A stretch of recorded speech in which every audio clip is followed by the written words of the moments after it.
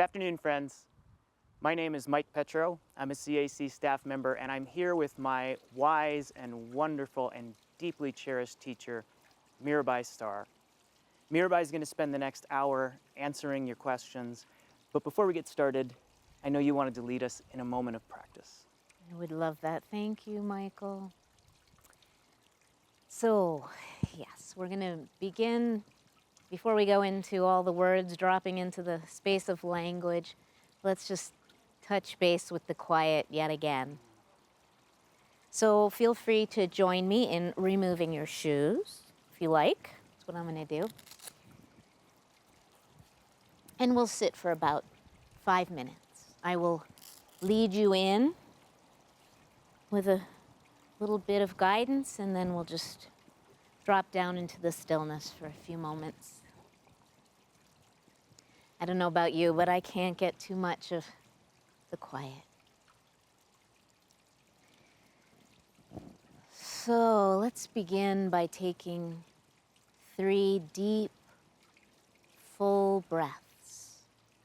Inhaling deeply, holding the in-breath for a few beats, and then exhaling completely and lingering in the exhale for a few beats. See if you can make your inhalation a little bit shorter than your exhalation, or shall I say, make your exhalation a little bit longer than your inhalation. 3 deep breaths at your own pace, and I'm going to ring the bell. You can just ride on the wings of that sound.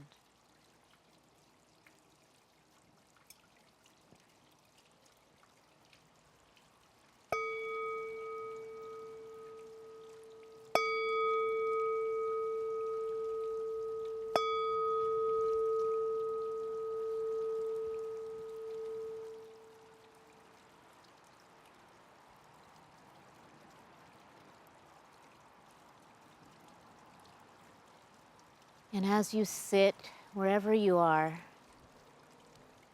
I invite you to connect with our Mother, the Earth, or as Francis calls her, our sister, Mother Earth. Feel the way that the roots of your own being intermingle with hers. Allow yourself to be nestled and held in the refuge of her loving care.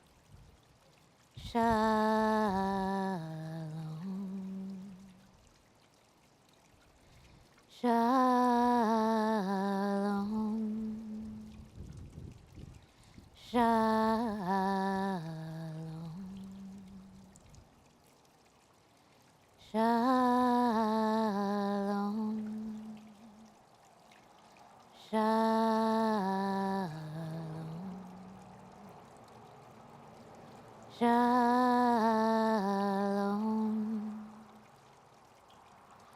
Shalom.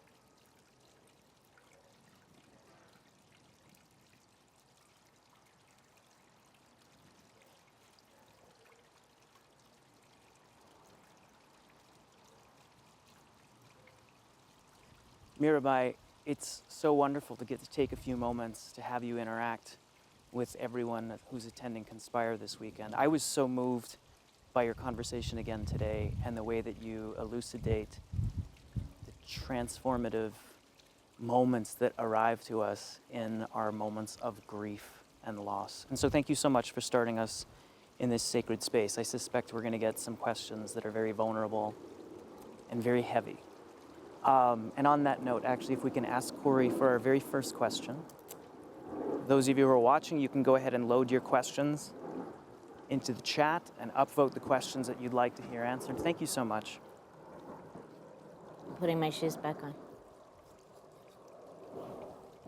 I really, really appreciate this first question because it was a moment in the conversation that resonated so deeply with me. You said something about being present to the shattering of your own heart as an act of devotion to Jenny after her loss. Could you say a little bit more about that for us today? Thank you for that question, Michael. It's nothing original, I'm sure, but for me, it was a real epiphany that early on, after Jenny was killed suddenly, right, in a car accident, so I had no preparation. I was in the middle of full-on mothering. She was 14, and those of you who are parents of teenagers know it just takes everything. And then she was gone. And I had done enough mindfulness practice and other kinds of contemplative practices to know that there is great value in staying present with what is. But that happened to have been an impossible thing, right? How do you stay present with unbearable anguish? Lightly, for one thing. There was no way I could just say, okay, I'm going to roll up my sleeves and do this thing. It wasn't a thing to be done. But what came to me was that I didn't want to turn away from her. That somehow trying to slap a spiritual Band-Aid on the gunshot wound of her death was not only not possible, but some kind of travesty. And that being present with my shattered heart was not mindfulness practice, it was heartfulness practice. In other words, it was an expression of my love for Jenny. I don't know how else to say it except that it just penetrated every cell of my body when I realized that not turning away from the pain meant somehow accompanying my beloved child on her journey actually away from me. It's all paradoxical as the mystical path is, right? And I hope that sheds a little bit more light on what I meant by that. It's definitely not a matter of telling people that when you're in the midst of your most harrowing losses, just show up and be present. It's much more tender than that. It's much more a matter of softening our hearts because we love that much. Does that help? Yeah. I can't speak for everyone asking the questions, but that notion of it not being a mindfulness practice, but being a heartfulness practice, that hits like a sledgehammer, but in the best way. A tender sledgehammer. Yeah, a sledgehammer of love. No, I appreciate that. That's a profound answer. And it sets us up well for our next question, which is also from an anonymous Conspire attendee.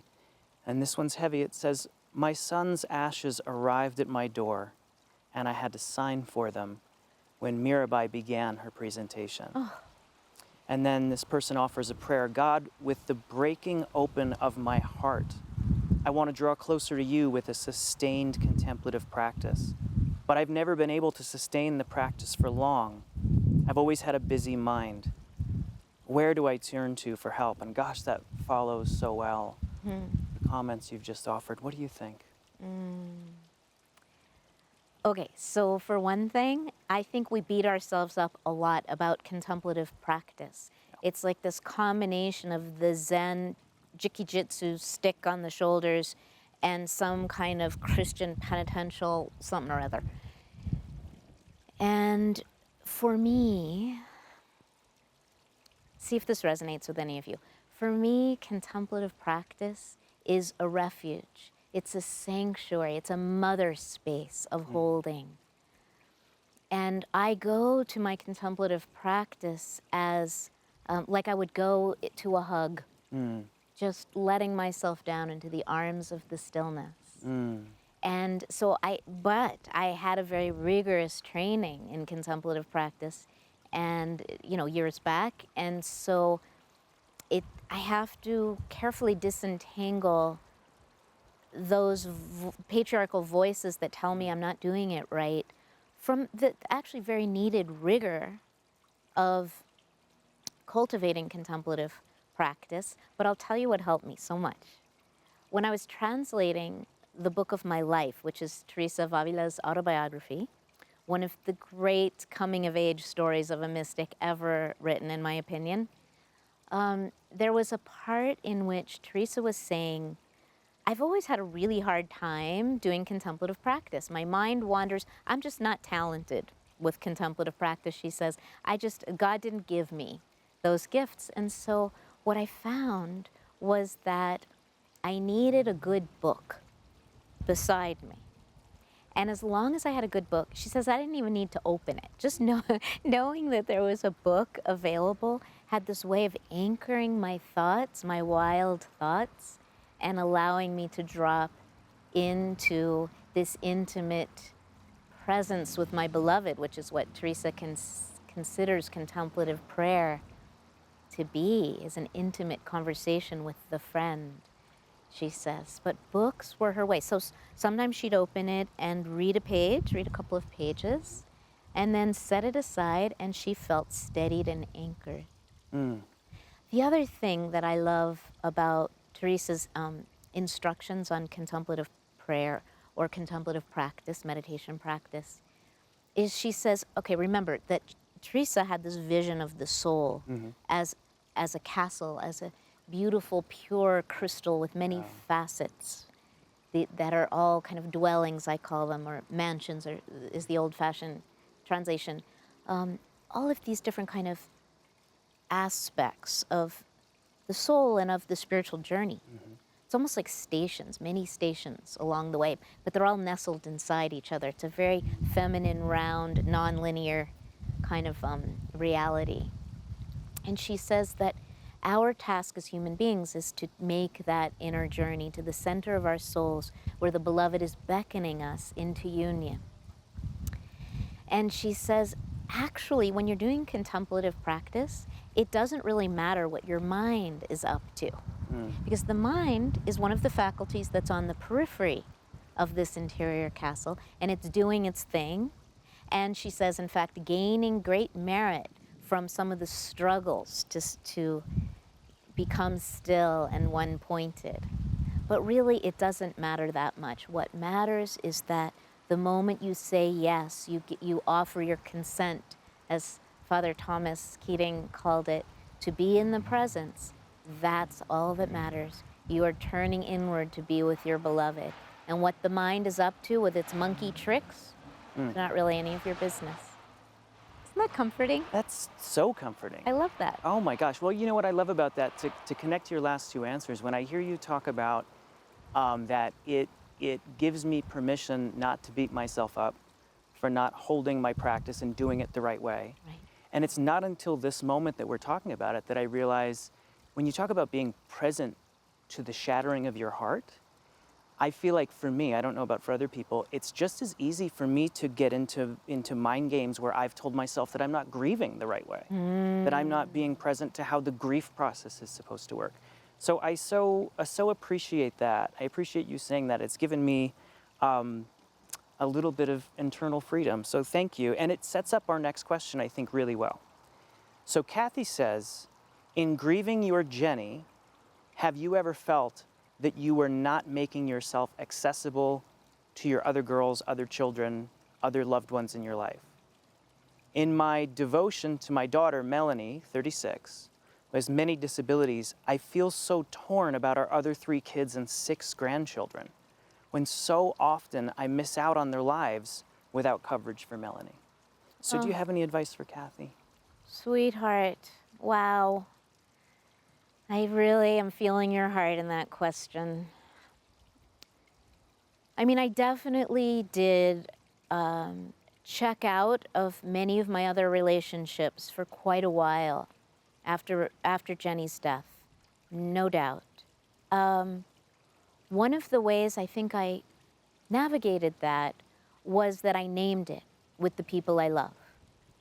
You know, I know I'm not being as present to you as I was before this experience, and as I probably will be again at some point. Can't guarantee it, but I'm hoping that I will be able to re-enter the stream of life in some meaningful way and can laugh again and make love again and eat good food again and do all of the things. But for me, there was definitely a Mirabai that died when my child died, no doubt.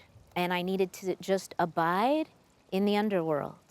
And so I told them this. I did that again years later when I was writing my memoir, Caravan of No Despair, which I couldn't write at first. I tried to write it early on and it was too soon. So I don't know, it was several years later, maybe 10. And it was quickly evident to me that in writing about this experience, I was going to be re-traumatized.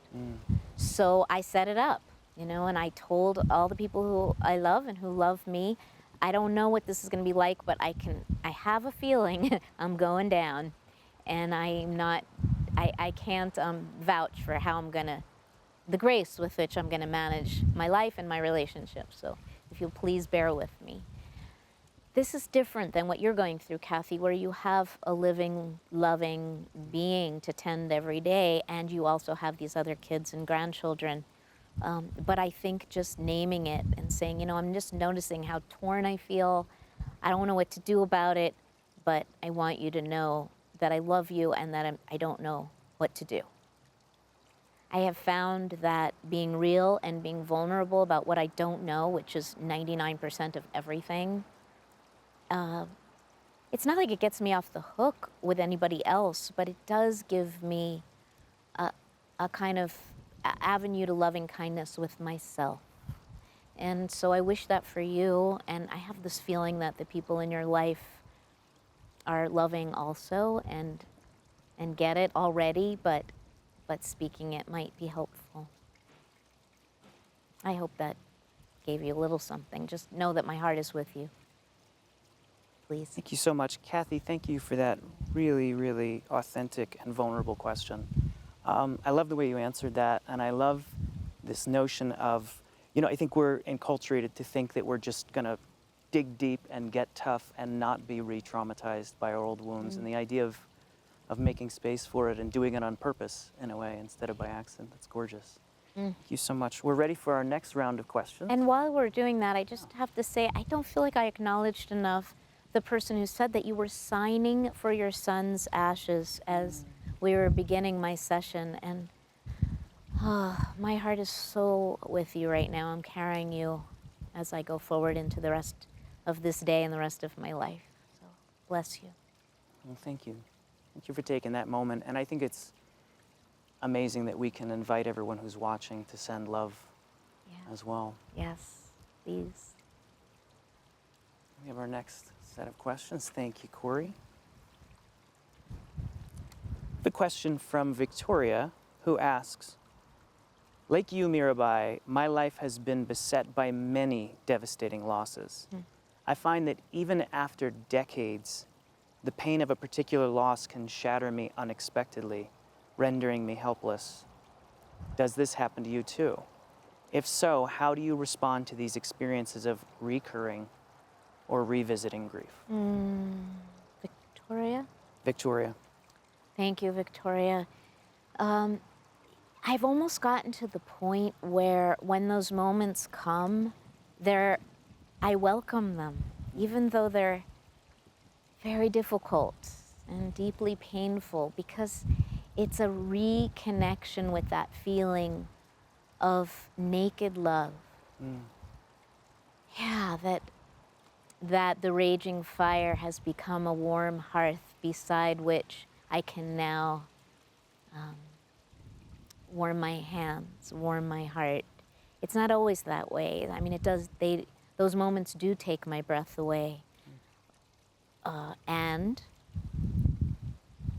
I welcome them because it's so easy in a way to get distracted by the superficial concerns of our lives again. Like, I thought I would never again care how my hair looked or, you know, how fat my thighs are. At least that's something that's stripped away forevermore. Well, no. All of my neuroses have crept back in, but when those moments of the fire of grief blaze up in my heart again, it realigns me with what matters, which is love. Thank you for the question. Thank you, Victoria. God, that's beautiful. Laura asks, thank you for your soul-stirring talk. I've enjoyed your book, Wild Mercy, and there are so many teachers and mystics to learn from. Of the mystics that you shared today, which would be the most accessible to read and learn from for those who are oh so humanly simple and new to the path of the mystics? Well, one of the things I love about all of my girls, Teresa of Avila, Hildegard of Bingen, Julian of Norwich, et al., is that they are so simple and so real and so grounded. They're not fancy, they're not self-important. There's not even an iota of self-importance. And they're so self-disclosing about their own struggles, and they can laugh at themselves, and they can give us permission, if I may use that slightly patriarchal term, to be ourselves and unapologetically ourselves.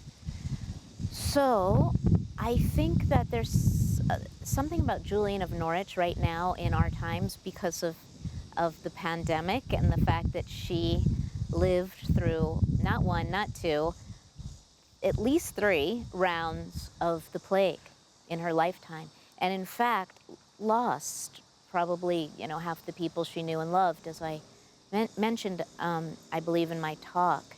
And so she has great wisdom for right now. When Julian said that Christ, the Mother, said to her, all will be well, and all will be well, and every kind of thing shall be well.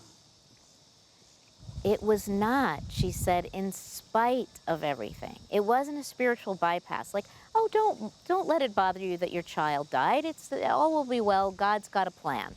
It was not a platitude. It was a deep awareness of the absolute perfection and beauty of all that is, held simultaneously in the broken open container of how messed up everything is. That they're not mutually exclusive.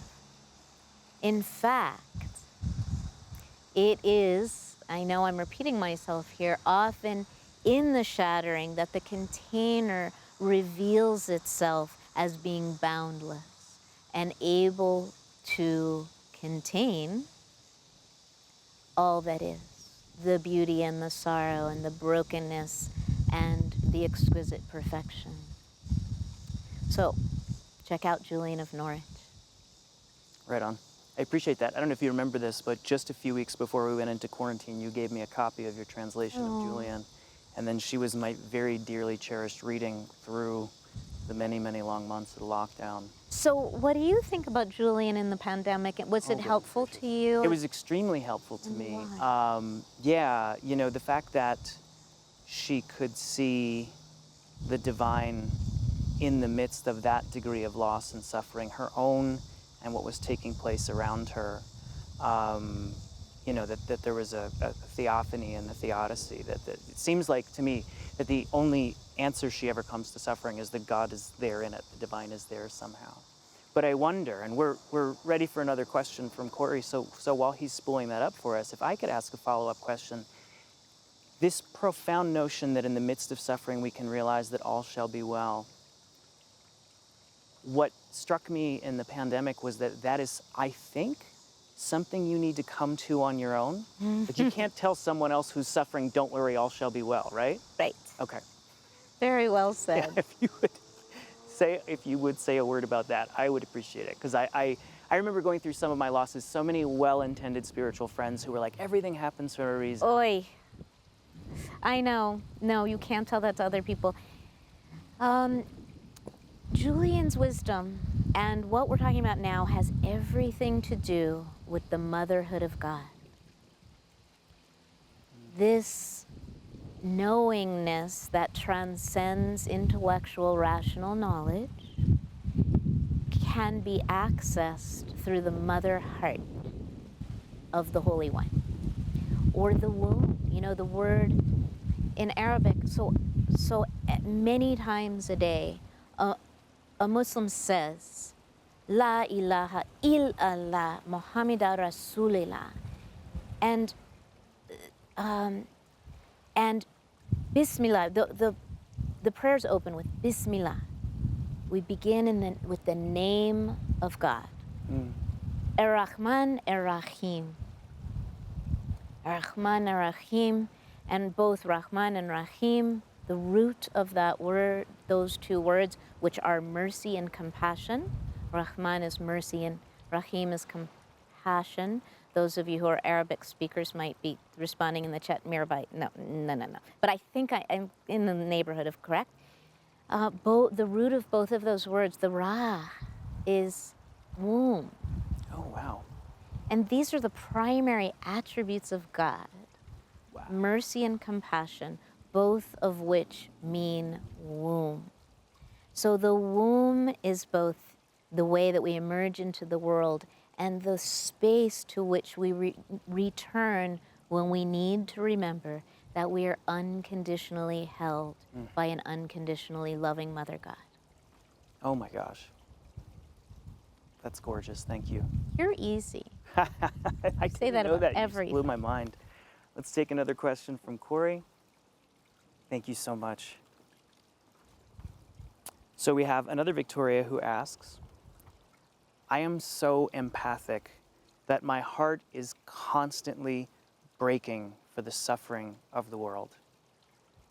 I understand fully why Jesus was called the man of sorrows. How can I be faithful to this experience of being fully vulnerable and open to the workings of the Spirit and still be productive in God's service? Are you a 4? Hey. Oh, it's a beautiful question. It is so, I feel you, honey. Me too. Me too.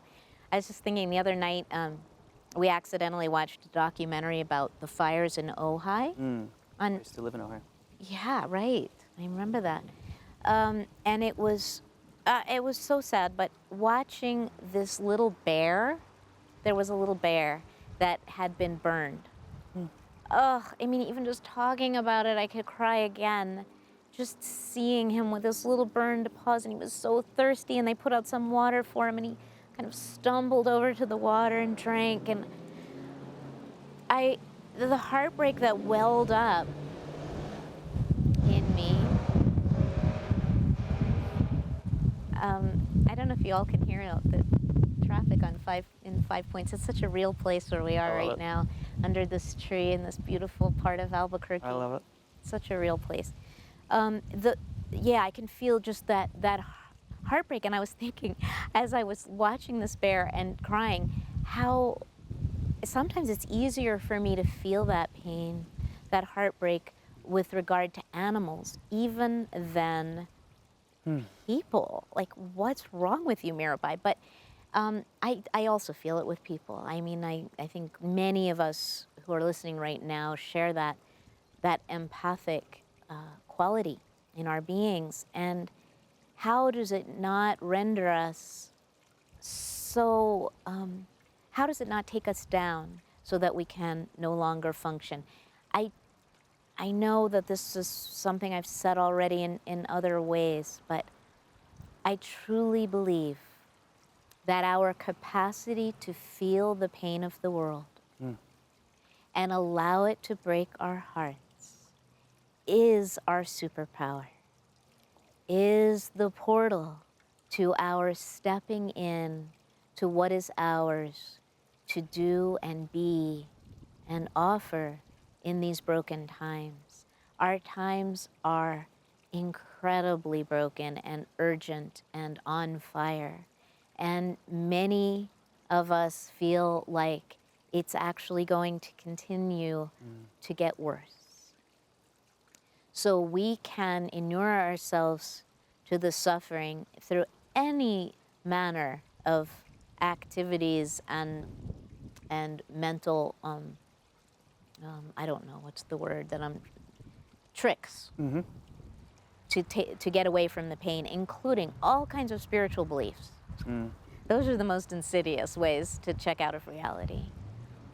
Or we can cultivate our heart's innate capacity to be broken open and hold what is. My friend Andrew Harvey calls this learning to be midwife warriors of the death and, we believe, rebirth that is unfolding in these fraught times. So hold on to your hats and hold on to each other, because it's going to become much more wild from here, and your ability to feel the pain is going to be your gift, the way in which you hold others who are going to require your holding. That's what I think I know. Oof, wow, that is so profound. Thank you so much. Especially right now. Goodness gracious. I have a friend who says, if you're not a little bit sad sometimes, you're not really paying attention at the moment. Yeah. A question that's a great follow-up to that. Trisha asks, are there practices you can recommend for helping enter into grief work? I find that I need to be in a certain vulnerable state to be able to experience my deep well of grief. Yeah, who is that? That's Trisha. Okay. Thank you, Trisha, for the question. Community. My safe space in times of great sorrow has been to be with others who are also able to connect with their broken hearts. So whether it's a formal grief group, which I highly recommend, or just a loved one who's willing to be with you and sit with you as you inquire deeply and courageously into your own pain. We don't have to do this alone, and we shouldn't do this alone. We're not meant to do this alone. I think one of the, I don't want to say gift, but one of the possibilities that was offered to me through Jenny's death was this visceral sense of my interconnectedness with all mothers everywhere, backward and forward in time and right now, who have or will or are experiencing the death of their child, which is kind of the human condition. And in most cultures and throughout history, it has been normal to lose a child. So what at first made me feel so isolated and alone, I quickly realized, not rationally, but somehow in the cells of my mother body, that I belong to this web of interbeing. And that this is the human condition. These unbearable losses can and probably will arise in our lifetimes, and they connect us. They connect us to each other. And so some way that you can participate with other beings who are experiencing grief and loss, and remember that you belong to each other, we belong to each other. I think that enables the heart to tenderize and soften enough to let the pain have its way with us. Its holy way with us. Yeah, that's, wow. I mean, that's partly what our connection. 100%, absolutely. You and I connected over both having lost people that we love deeply, and then in our connection, you and I and another gentleman became friends all at the same time, and since then that person has passed away. So we've felt the loss together. Dear Patrick. Yeah, God, love him very much, and you. And I think there's a question I'm excited to ask you, because I think it follows on this notion of something I like to think about, which is the fact that no one really potentially grieves alone.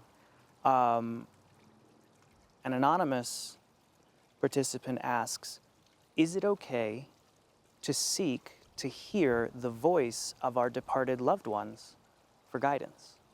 Oh. Isn't that beautiful? Yes, yes, yes, yes. Okay, so full disclosure, as I was walking across the lawn here at the CAC, this beautiful property, I did what I always do when I'm about to give a talk or some kind of session, is I call, okay, this is a secret, you can't tell anyone. I call on Jenny and Teresa Favila. It's like, okay, let's do this. Come on, beloveds, we're up. You know, let's do this. So and every time I write a book, or write anything, I light a candle and I call on all of my ancestors of both my genetic line and my spiritual lineages. For me, Ramdas, who died a couple of years ago, was my lifelong teacher. I met him when I was 14, and he has shaped my consciousness, my spiritual life so much, my soul. And so I now very much ask him what I should do, what I should say. And right at this very moment, I have a friend back home in Taos who's dying. She's in the active dying phase, and I was sitting with her right up until I came here. And this morning when Richard was leading the contemplative practice, I don't know, every day since I've gotten here when he's led the sit, I have gone into this very deep space. There's something about his presence. If you all are feeling it too, you probably are.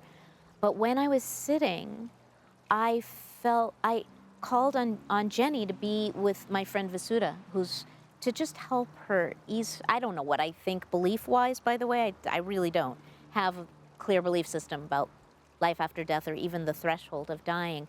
But just in case, Pascal's wager, I called on Jenny to help just hold Vasuda right now. And then all of a sudden there was this inrushing of other voices. All my loved ones who have died were like, I'm here too, and I'm happy to help. And one by one, I named them and asked them to help my sweet friend as she's doing the hard labor of dying. And they were so real for me in that moment. So yes, yes, and yes, our loved ones who have died, even if they're our children, become our ancestors, I believe with all my heart, and are available to us to hold us and guide us as we live this life. Thank you for that question. Yeah, thank you, and thank you. Dear God, that has been my experience. I appreciate you saying tell me. that. Oh, no, just I'll share this anecdote quickly and then we'll get on to more questions. But I recently have been very busy. There's some things going on, you may have noticed. And another mentor of mine, I said, gosh, I've been so busy and I'm surrounded by people and yet I'm feeling lonely and I can't figure out why. And she said, you are supported by so many people in your life who have died and are still with you. But you need to make space in your life to still spend time with them, essentially, and to make space for their presence. And I went, oh my God, that's it. That's absolutely it. Oh. I just need to create some space to be with my mom and my brother and my grandfather and different friends from different times and my teachers even, right? People that I've never met but I've read for years who I still feel so present. Oh, So, yeah. I'm so glad you shared that. Yeah. That was important, Mike. Well, I appreciate you giving me the opportunity. And so we're ready for another question from Corey, our facilitator extraordinaire. Thank you so much. Mirabai, our next question says, how can we move with grief, open to it, partner with it, or with the divine to learn from and be transformed by it? I seem to just bounce off mine to get mired in it. There's been no positive transformation. I don't know what ingredient I'm missing. No, sweetheart. I know that feeling. Okay, back to what Mike said at the beginning. There's no right way to grieve, and there's certainly no wrong way to grieve. So I am hearing some negative language in there, and I don't blame you. It's the patriarchy has infected all of us. But you're not doing anything wrong. Mired doesn't mean stuck. It just means that's where you're hanging out right now. That said, I highly recommend writing practice as a way to move and move with all of our experiences. So what I do is at all times, I was looking for my phone because I have on my notes on my phone prompts. So I'll be, just walking or driving or something, and I'll have an idea, and I'll just jot down the prompt. And then I go back to it when I'm ready to do this writing practice, which I do every day, and I just give myself the prompt. I time myself, 10 minutes or 15 minutes, sometimes 20, and sometimes I'll even do 5 if I'm in a hurry, and I will just start writing the prompt. So say the prompt is, the last time I saw you. I'll write that at the top of the page or the computer screen and go for 5 or 10 or 15 or 20 minutes and not censor myself. Many of you will recognize this writing practice as having its origins with Natalie Goldberg, who was my beloved friend and teacher since I was 12 years old in our hippie school in Taos, New Mexico, where she developed this practice, by the way. And that's the way I find that I'm able to both be present with my grief and also move with it. So try that. Any prompts that you can think of, related or even unrelated to the particular loss that you may be grappling with, because there are unrelated things that can be your way in surprising ways. And stay with embodied language. Try not to get abstract and philosophical, because that'll take you away. But stay with the body, with sensory, grounded nouns and verbs. And and try to avoid the adjectives and adverbs. And I promise you that you will find yourself dancing with and moving with your grief in all kinds of surprising, unexpected ways. Right? Am I right? Yes, 'Cause absolutely. I've done these me. exercises with you. And I really appreciate what you said about staying with embodied language. Because my wounded place is to go here and cut off at the neck. And that getting down into the body where the grief lives and where the trauma lives. And I that's been really, really transformative for me. So thank you. Another very important question, I think. How do I turn to the beloved when I have experienced trauma and wounding through childhood abuse, which I felt was mirrored in an encounter with the beloved? So when trust in love and in the divine is challenging.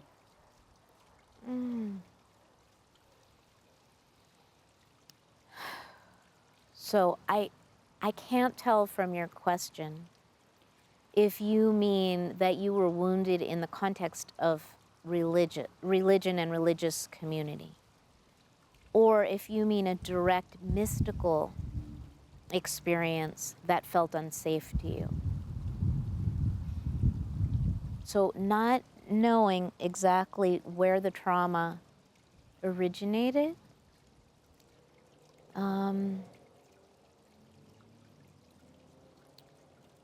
I would say that there's definitely a time in all of our lives, and I think Richard Rohr has beautifully taught about this, where in the disorder phase, where we must dismantle and disconnect from our childhood religious structures, or even if they weren't childhood, for me, even later in life, there have been religious communities that I strongly identified with that frankly betrayed me and that I had to extricate myself from.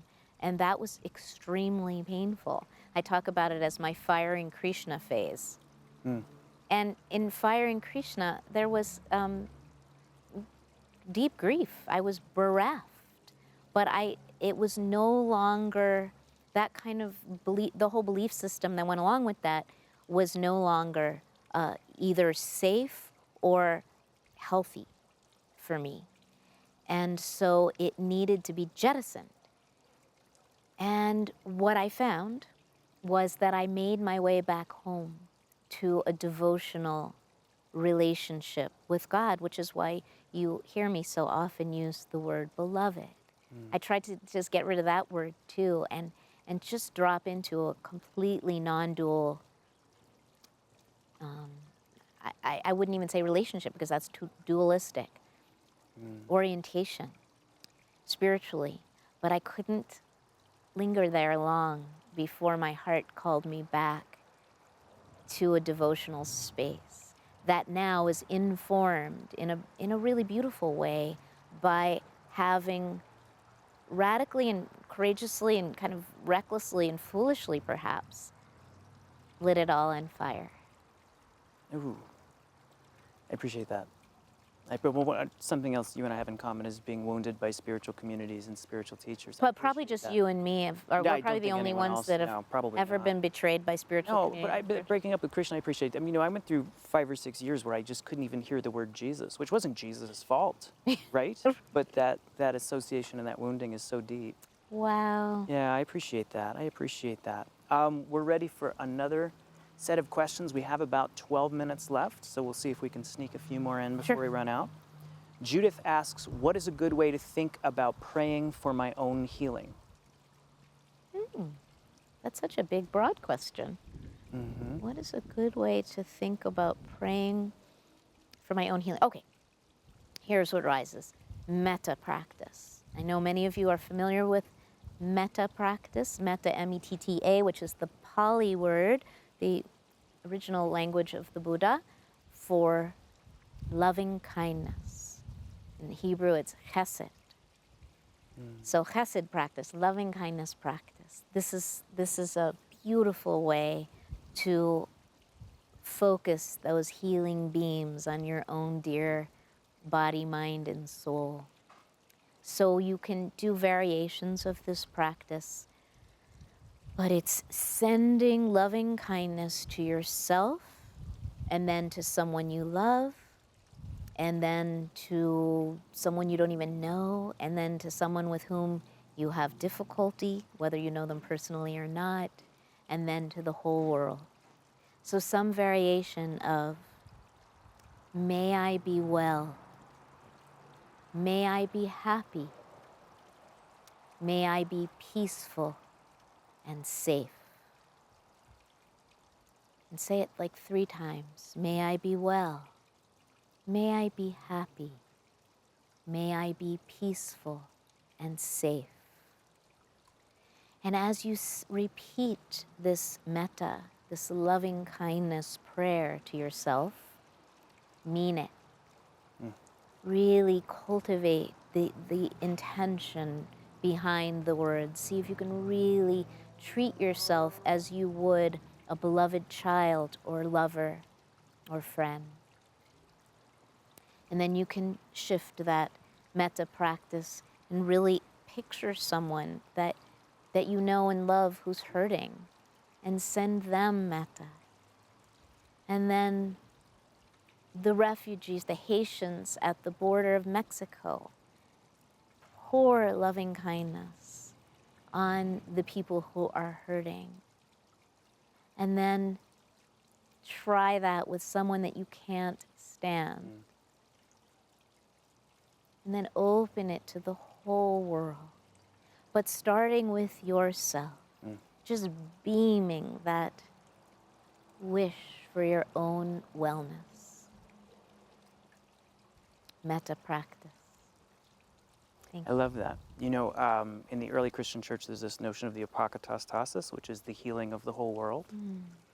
And I use that metta practice to kind of deprogram my fear of hellfire and brimstone when I was deconstructing my kind of fundamentalist upbringing. Really? Yeah, I love that. That's so gorgeous. What a wonderful answer. Thank you. So there's two questions. I'm going to read them back to back, and then because I think they connect to each other. Okay. And then what we can do is, if you want, we can take them one at a time.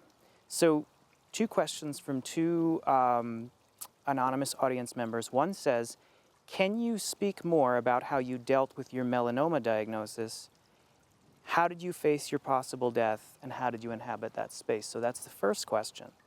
The second question is someone who says, "With chronic health conditions, I've pondered the possibility of a midlife death.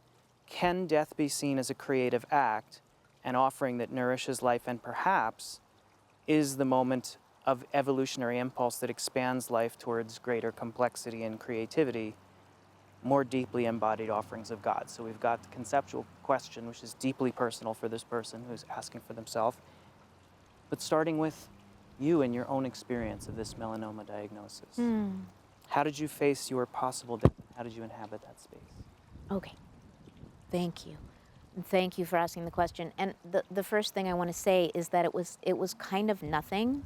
It was a mole on my back. It was melanoma. It was a cluster of malignant cells, but it was clearly early stage. Well, it wasn't clearly early stage. It turned out to be early stage. Did the surgery, clean margins. I am fine, although I've radically reconfigured my life as a result of that 2 weeks, I think it was, between the initial diagnosis and the first biopsy and the second biopsy, where we didn't know if it had spread. And of course, melanoma is one of the deadliest cancers, as some of you listening know, I'm afraid, all too well.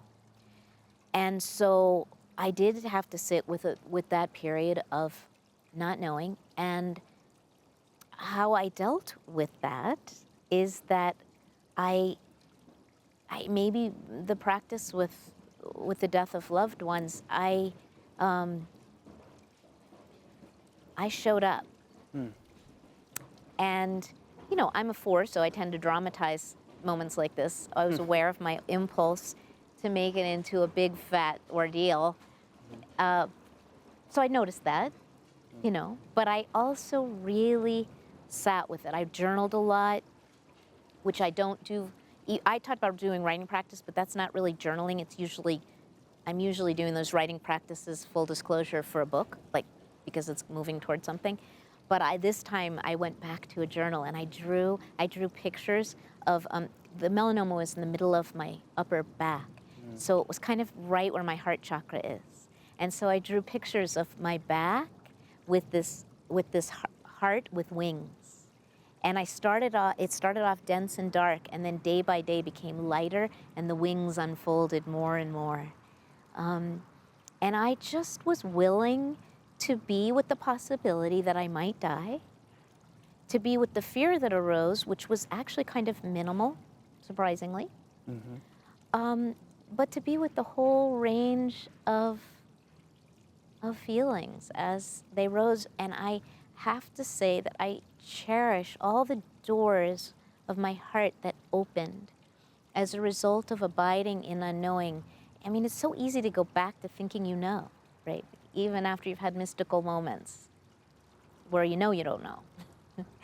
And then it's like, oh yeah, I once again, I think I'm the one in control of the universe.